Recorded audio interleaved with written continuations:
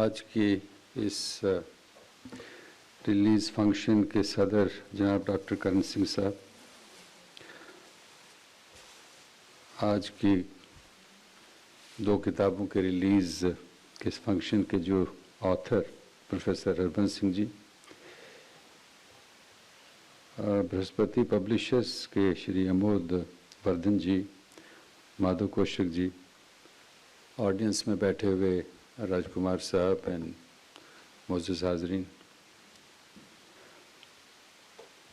पिछले तकरीबन 7 साल से जब से मैं सुप्रीम कोर्ट में आया तो मुझे लगता है कि कम से कम 2 दर्जन या 3 दर्जन किताबों का रिलीज़ जो है मैंने किया होगा।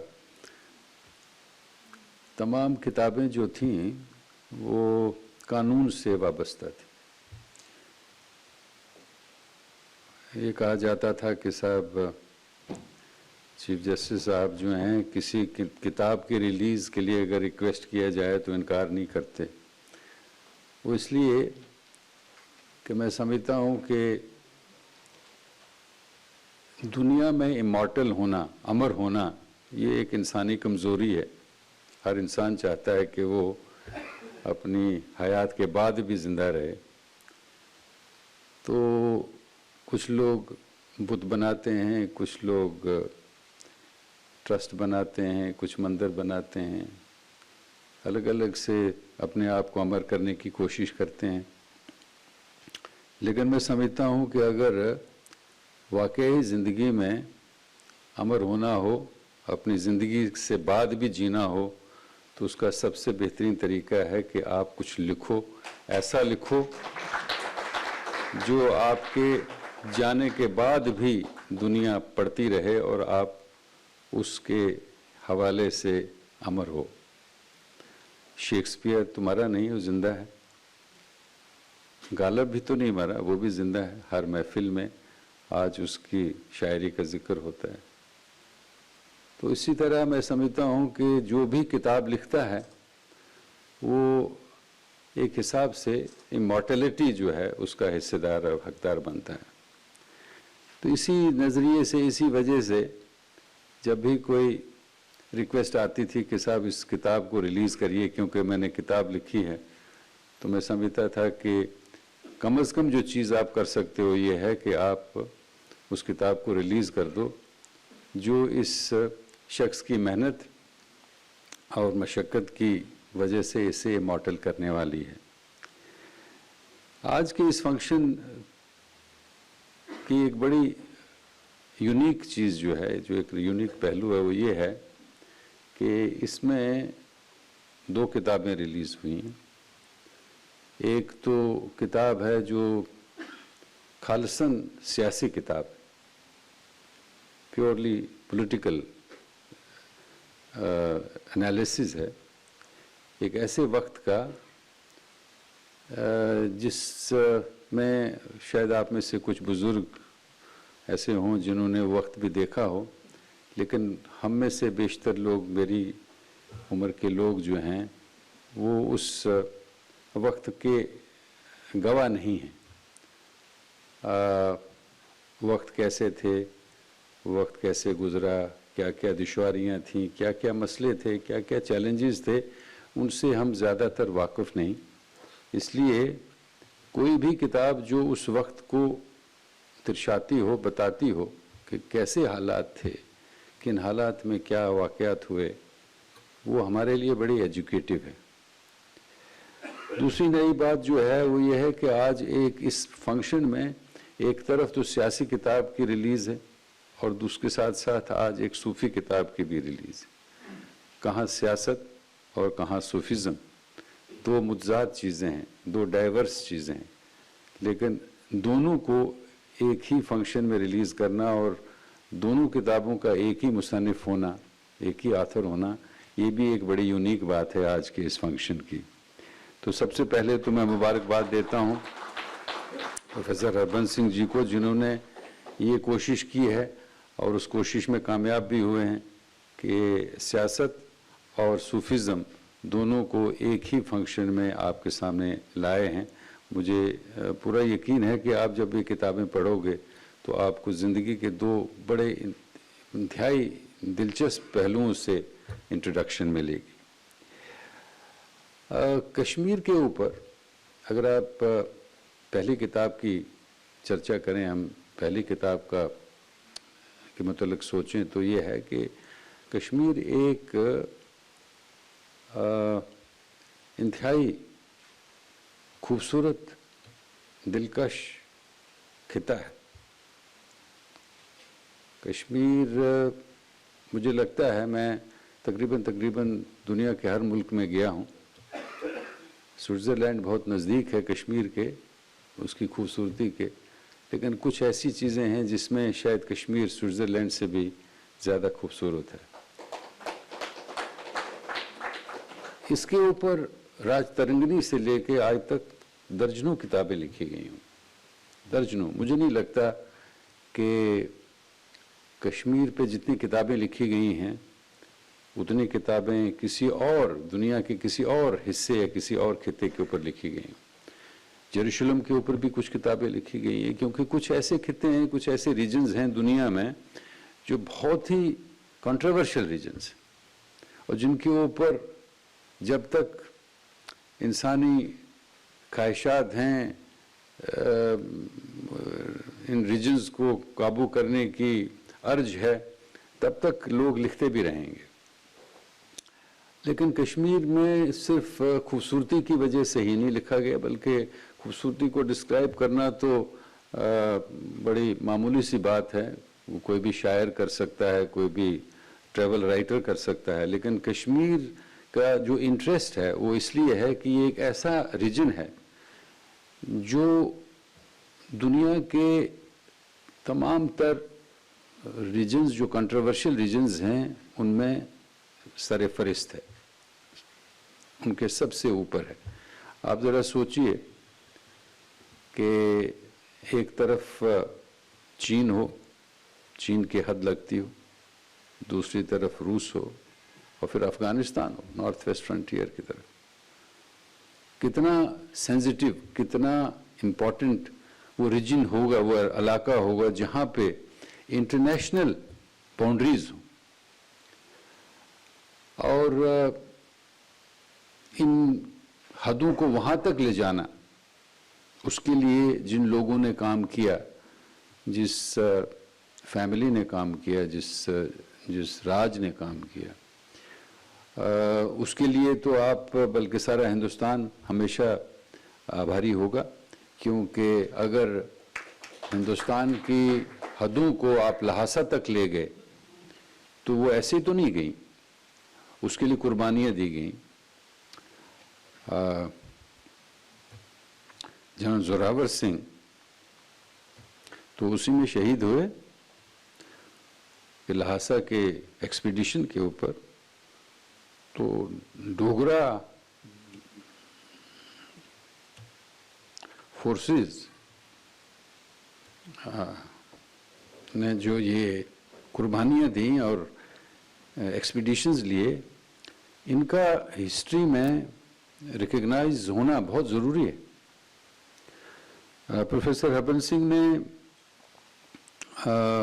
इस मामले में लिखा है, इस किताब में आप पढ़ेंगे, और मुझे लगता है कि एक बड़ा बिफिटिंग ट्रिब्यूट है स्टेट फोर्सेस के लिए कि जिन्होंने हमारी रियासत की और उसके साथ साथ हमारे मुल्क की हदें जो हैं वो वहाँ तक फैला दी जहाँ तक शायद अशोक सम्राट ने भी ना फैलाई थी। तो इन चीज़ों को कलमबंद करना, इनके बारे में लिखना बहुत ज़रूरी है। और मैं समझता हूँ कि हिस्टोरियन के नाते प्रोफेसर साहब ने अपना किरदार जो है बड़ा बखूबी निभाया है और एक बहुत ही रियलिस्टिक और पूरा एक ईमानदारी वाला जो वर्शन है वो पेश किया है। महाराजा हरि सिंह इस सारे नैरेटिव में एक सेंट्रल फिगर हैं, क्योंकि जो मौजूदा सूरत हाल है उस सूरत हाल के अगर आप जेनेसिस तलाश करें तो महाराजा साहब का रोल जो है उसमें बहुत ही पिविटल रोल है,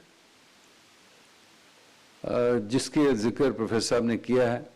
और मुझे लगता है कि वो एक अलग पहलू से उन्हें पेश किया उन्होंने, और उस को भी पढ़ के आप बहुत मुतासर होंगे और एक सही अंडरस्टैंडिंग जो है हिस्ट्री की उसमें आपको मिलेगी।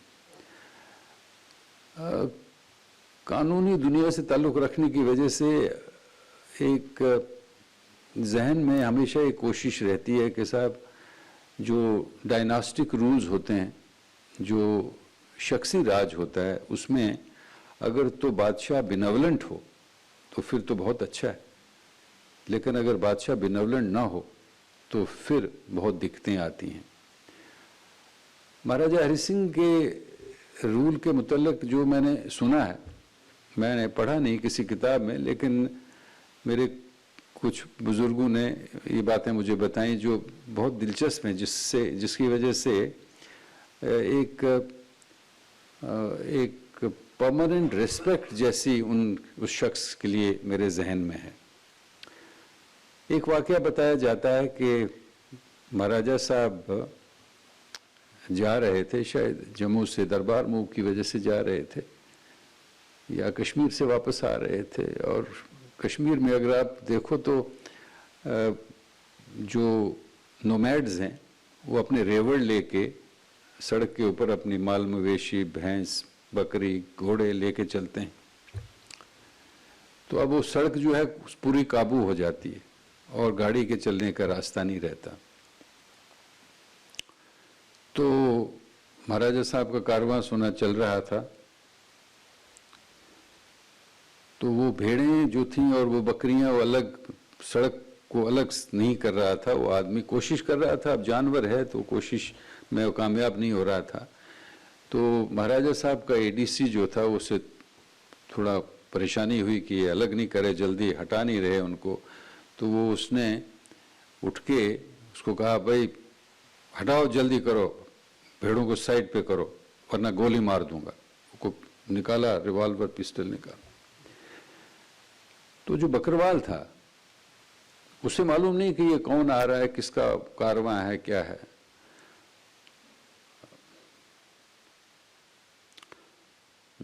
उसने कहा, हाँ मार रे जणिया मार, महाराजा हरि सिंह को राज। ही चैलेंज हिम, तू मारना चाहता है, जरा मार के तो दिखा। ये महाराजा हरि सिंह का राज। ही डेयर्ड हिम। कितना कॉन्फिडेंस। एक आदमी, एक मामूली आदमी, एक बकरवाल, लेकिन इतना कॉन्फिडेंस कि भाई ये कैसे मार सकता है मुझे, गोली मार सकता है, तो जरा मार के तो दिखा। ये महाराजा हरि सिंह का राज। महाराजा साहब टोल्ड हिज एडीसी, बैठ जा भाई, बैठ जा नीचे, please sit down. Look at the confidence of that man. कितना उस आदमी के दिल में ये कॉन्फिडेंस था कि साहब महाराजा हरि सिंह के होते हुए मजाल है किसी के साहब मुझे मार दे, विदाउट नोइंग के साहब ये महाराजा हरि सिंह साहब जो हैं उसी का कारवां है जिसके लिए मुझे कहा जा रहा है सड़कों वाला हटाओ, खाली करो। तो कोई भी आदमी जो कानून की दुनिया से जुड़ा हो ना, जो रूल ऑफ लॉ में बिलीव करता हो, उसके जहन में ये बात जो है ये बहुत ये बड़ा मुतासर करती है उसे कि एक ऐसा राज, एक ऐसा बादशाह जिसकी ईमानदारी या जिसकी रेस्पेक्ट फॉर लॉ ऐसी हो कि साहब एक आम आदमी को भी यकीन हो कि मेरे साथ बेइंसाफ़ी नहीं हो सकती, वो बड़ी बात थी, बहुत बड़ी बात। शख्सी राज में ऐसा आम नहीं है। दूसरी बात जो मैं सोचता हूँ वो ये है कि महाराजाज तो होते थे fountain source of all executive, legislative and judicial powers. Court ने सजाए मौत दे दी तो उसकी अपील जो है महाराजा साहब के पास जाती थी। तो महाराजे कई ऐसे भी हुए हैं जो कमोड पे बैठ के फैसला किया करते थे। ये एक फाइलों का अंबार है, ये अपील मंजूर, बगैर पढ़े बगैर देखे कि उसमें क्या है। एक दूसरी फाइल है, ये नामंजूर। हाँ, एक तीसरी फाइल है जो रिमांड कर दो। सो किस तरफ फाइल रखी गई है, महाराजा वो उस तरह से फैसले किया करते थे। ऐसे महाराजे भी तो थे इस मुल्क में जो बगैर फाइल देखे, बगैर अंडरस्टैंड किए लोगों के मुकद्दर का, उनकी ज़िंदगी का फैसला कर दिया करते थे। लेकिन महाराजा हरि सिंह वैसे नहीं थे, और उनके नाम महाराजा प्रताप सिंह। हमारे जम्मू कश्मीर के जो महाराजों का जो एक यूनिक फीचर रहा है और जो बड़ा मुतासिर करता है हर आदमी को, वो ये है कि महाराजा साहब ने हाई कोर्ट के ऊपर जो अपील उनके पास जाती थी, उन्होंने कहा साहब मैं कैसे सुनूंगा अपील, आखिरकार मुझे कानून तो आता नहीं, ना मैं वकीलों की बहस सुन सकता हूं। चुनाचे उन्होंने बोर्ड ऑफ जुडिशियल एडवाइजर्स बनाया। बोर्ड ऑफ जुडिशियल एडवाइजर्स मतलब जुडिशियल, जैसे प्रिवी काउंसिल होती थी और किंग या क्वीन को एडवाइस करती थी, वैसे ही बोर्ड ऑफ जुडिशियल एडवाइजर्स था महाराजे का कि अगर हाई कोर्ट ने फैसला दिया है और उसके खिलाफ किसी की अपील है, महाराजे के पास लाई करती है, तो महाराजा साहब नहीं सुनेंगे, उनका बोर्ड ऑफ जुडिशियल एडवाइजर्स सुनेगा। और बोर्ड ऑफ जुडिशियल एडवाइजर्स जो थे, कोई महाराजा साहब के रिश्तेदार नहीं होते थे, कोई अपनी बरादरी के लोगों को उठा के नहीं वहाँ बिठाया जाता। मुल्क के सबसे बेहतरीन जूरिस्ट जो थे, खाओ इलाहाबाद हाई कोर्ट से हों, कलकत्ता हाई कोर्ट से हों, पटना से हों, या मुल्क के किसी दूसरे कोने से बेहतरीन जूरिस्ट जो थे, जो नामी जूरिस्ट, उनको उठा के बोर्ड ऑफ जुडिशियल एडवाइजर्स में बिठाया जाता था, क्योंकि वो सुप्रीम कोर्ट मानी जाती थी। तो महाराजा साहब की उस पीरियड में, उस दौर में जुडिशियल फंक्शनिंग जो थी ऐसी स्ट्रीमलाइन थी कि कोई आर्बिट्रेरीनेस, मनमानी नहीं हुआ करती। ये बहुत बड़ी बात है for a person belonging to law, legal दुनिया से हूँ मैं, 50 साल से इस शोबे में हूँ, वकील और जज के तौर पे। मैं समझता हूँ कि इतना फॉरवर्ड लुकिंग, इतना इंसाफ पसंद, इतना ट्रांसपेरेंट, इतना ऑब्जेक्टिव महाराजा होना बहुत ही खुशकिस्मती की बात थी जम्मू कश्मीर के लोगों के लिए। मैं समझता हूँ सारे हिंदुस्तान में इसकी मिसाल थी। तीसरी चीज़ जो तीसरा वाक़या जिस पे मैं आपसे बयान करना चाहता हूँ महाराजा साहब के बारे में, वो ये है, कहा जाता है कि महाराजा साहब के कोई दोस्त थे, शायद अफंदी या कौन, डॉक्टर साहब बताएंगे, कोई शख्स थे, उनके साथ जा रहे थे, गाड़ी में सफ़र कर रहे थे। तो रास्ते चलते हुए, गाड़ी में चलते हुए उन्होंने एक गुजरी को देखा, एक गुजर खातून को देखा, और उसने कोई नाजेब लफ्ज़ इस्तेमाल किए उसके बारे में। तो महाराजा साहब इतने नाराज़ हुए, उन्होंने ड्राइवर को कहा गाड़ी रोको, और उसको कहा तू बाहर निकल जा। ही turn him out of the car, और ड्राइवर को कहा चलो, इस आदमी की अकल ठिकाने आनी चाहिए, इसको ये एहसास होना चाहिए कि इस स्टेट में हर खातून जो है वो या तो मेरी बेटी है या बहन है। कोई बाहर से आके मेरे किसी, खाओ बेशक गुजर है या बकरवाल है या कोई किसी दूसरे फिरके से ताल्लुक़ रखती है, हर वो लड़की जो सड़क के ऊपर है या चल रही है वो मेरी फैमिली का हिस्सा है, इसके मुतल्लिक़ मैं कोई लफ्ज़ सुनना नहीं चाहूँ। तीसरी जो आखिरी चीज़, जो आखिरी वाक़या जो मैं आपसे शेयर करना चाहता हूँ, महाराजा साहब के साथ एक मेरे बड़े नज़दीकी रिलेशन उनके एडीसी थे, डॉक्टर साहब जानते थे उन्हें, डॉक्टर कर्नल सिंह बखूबी उनसे वाकिफ़ थे। कर्नल मुबारक सिंह नाम था उनका। वो कर्नल साहब जो थे वो एज ए यंग एडीसी महाराजा साहब के साथ बॉम्बे में थे। तो कर्नल साहब बड़े बहुत ही जिंदा दिल और बहुत ही बेहतरीन इंसान थे, और बड़े उनके जो दिन गुजरे थे महाराजा साहब के साथ, महाराजा हरि सिंह के साथ, वो बड़ा उनका जिक्र किया करते थे और बड़े दिलचस्प वाक़यात सुनाते थे। लेकिन एक चीज़ जो बड़ी इंटरेस्टिंग थी वो ये थी कि कर्नल साहब कहते थे कि ये सब लोग, महाराजा साहब घोड़े दौड़ाने के बड़े शौकीन थे, उनका अपना अस्तबल था और वो रेस में हिस्सा लिया करते थे। वो कहते थे कि सब बाकी लोग जो थे, जो मालिक थे घोड़ों के, वो फॉल प्ले करते थे। कहने का मतलब है कि आज आपका घोड़ा आपका अच्छा है, लेकिन आप जॉकी को कह दो कि आज नहीं जिताना है, तो लोग कहेंगे साहब ये घोड़ा तो बेकार है, इस पे तो कोई दाव नहीं लगेंगे। अगली दफा उसको कहेंगे आज तुमने इसको जिताना है, और जिस दिन जिताना है उस दिन खुद उसके ऊपर दाव लगा देंगे और घोड़ा जीत जाएगा। चुनाचे इस किस्म का वो वहाँ पे फॉल हुआ करता था।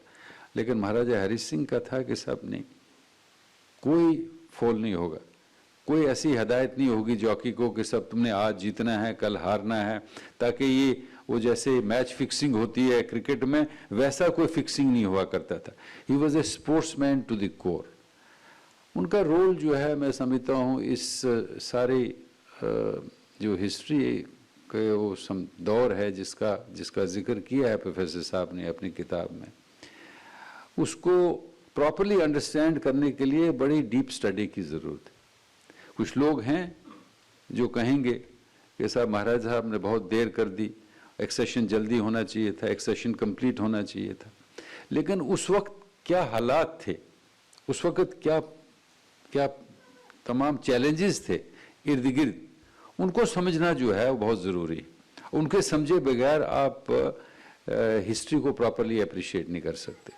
ये किताब जो आज, सियासी किताब जो आज प्रोफेसर साहब ने रिलीज़ करवाई है, ये एक उस तरफ, उस दिशा में एक बहुत बड़ा कदम है। मैं समझता हूँ it's a great service that he has done to those who have not very great in-depth knowledge about what has really happened during that period. Sufism के बारे में मैं सिर्फ इतना कहूँगा कि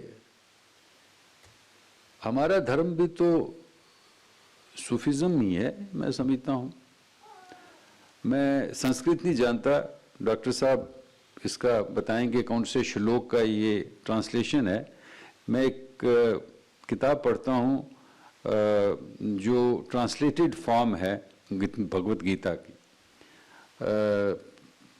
ख्वाजा दिल मोहम्मद एक मुस्लिम है जिसने भगवत गीता की ट्रांसलेशन की और वो नज़म में की।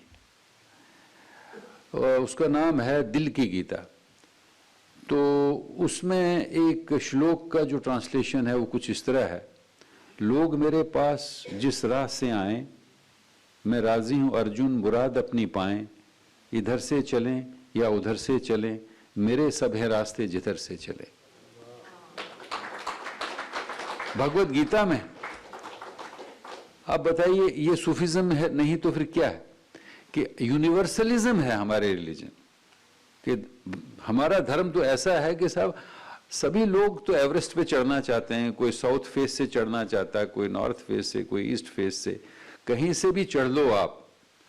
हाँ, कहीं से भी किसी भी रास्ते से भी आप इस्लाम के ज़रिए मुझ तक आना चाहते हो वो भी मुबारक है, आप सिखिज़म के ज़रिए आना चाहते हो मुबारक है, आप क्रिश्चियनिटी के ज़रिए मुझ तक पहुंचना चाहते हो वो भी मुझे मंजूर है।